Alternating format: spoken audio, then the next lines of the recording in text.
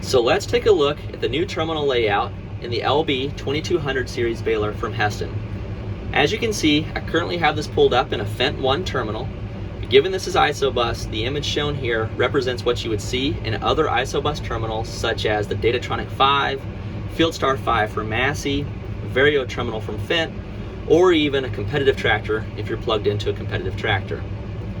Now in this video, I want to give you an overview of the home screen, and then we'll do further videos where we deep dive into the other icons available on the screen. So with that, for a home screen overview, we'll start in the upper left corner where we have two boxes that will always be here. The upper left box is my plunger to stuffer ratio. So how many stuffer strokes do I have per plunger cycle? So if I'm trying to maximize capacity, I'm looking for a number 1 here. Below that, I have flake count in my current bale and flake count of my last bale.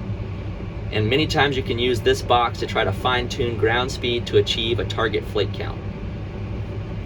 Down below that, I have 4 boxes that are indicator boxes of other items on the baler, and these can be configured by the operator as indicated by the white triangle. So for instance, in this upper left box, if I want to see flake size of the flake that I just put up, I can manually put that there and adjust each of these 4 boxes. So currently, flake size of the last flake that went up, hydraulic system temperature, feeder slip percent, PTO speed.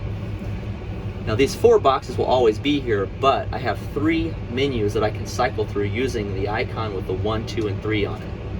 So I have 12 indicator boxes that I can configure right on my home screen to get quick visibility to what's going on with the baler.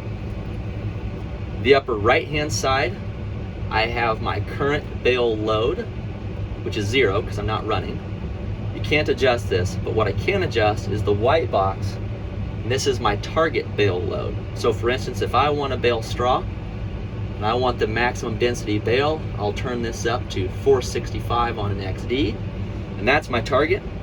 As I run, the baler is going to give me a look at what it's actually doing for load here, so I can get an idea of what I'm actually able to achieve versus my target.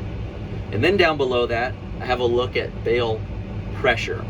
And pressure is not something that you adjust, it's something the baler does automatically through the density system to try to achieve your target load. So these boxes will always be here. New in the LB2200 series will be the boxes here in the lower right hand corner relative to bale length. So the gray box is my current bale length shown in inches. That will grow every time I put up a fresh flake, as will this little bar graph right here. So as I bale, this graph will fill with green all the way down to the end when I know I'm ready to trip and tie off that bale. The white box I can actually tap to adjust my bale length. So say I want to put up an 8-foot bale, which is 96 inches. Now I've just made that change right from the operator's seat.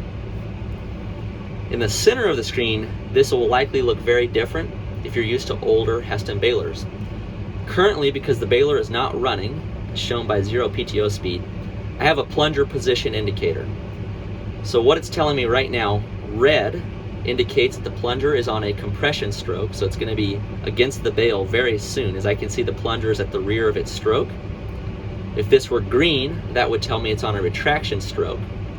And then where the graph is relative to the rear of the baler tells me where my plunger's at. So really easy to understand how to start the baler using the new plunger position indicator.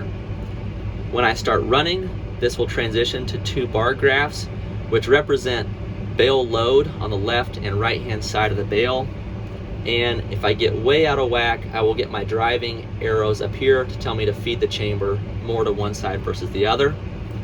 And finally, if I'm on a tandem baler, which I am right now, this tells me what my rear axle is doing. So you can see right now my rear axle is unlocked and it's ready to pivot as needed in the field.